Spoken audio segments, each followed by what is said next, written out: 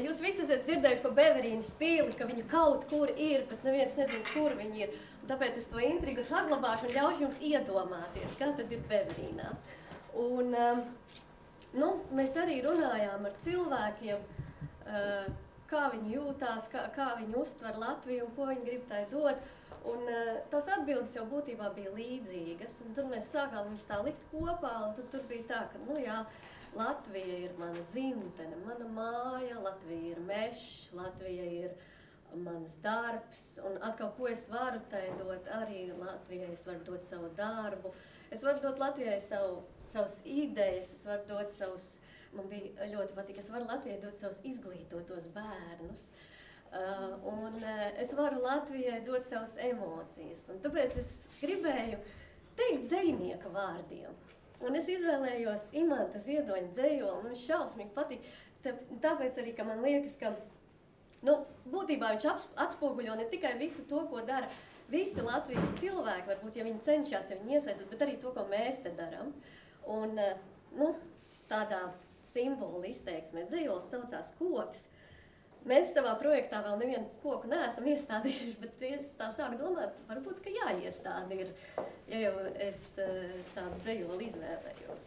Un tad, nu, tātad Imants Ziedonis un interpretācija būtībā ir mūžīgā unisona.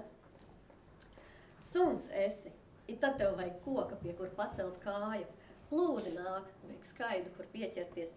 Manas lāpstas laiks ir atnācis durt zemē, bedri rakt, savus sakni saprakt, apglabāt.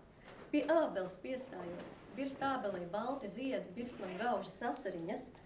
Katru dienu es sveicinos ar cirju bērniem. Cirju bērni ar maniem bērniem kopā aug.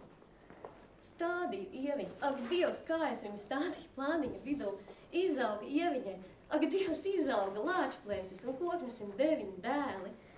Izrāva ieviņu, ak, Dievs, izrāva ieviņu un iestādīju pasaules malā. Pasaules malā man jau nav žēl, lai aug arī tur ieviņai 9 dzari. Un tomēr, kad birst ābelē balti ziedi, es saku, dur lāpstu zemē tepat, stādi iekšā tepat, kur zirgu piesiet, dzimtu, kur piesiet dzimteni.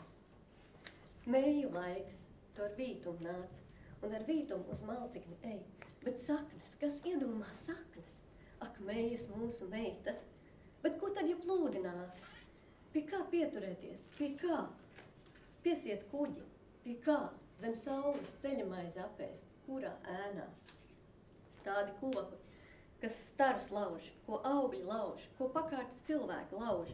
Ak jā, kur ir koki, tur jau vienmēr tikai lauž un lauž. Bet stādi vien, jo stādi vien ir kā tādas milzīgas astas zvaigznes, kuras uz zemi rītot ticību rāda, vēsturi un teiksmas. Ik rītiņu saule lec sarkanā vītolā, veci kungi, jauni tā, to kociņu meklēdam. Ir jau tiesa, tur ir jābūt un tāliem kokam. Te arvajag. Paldies!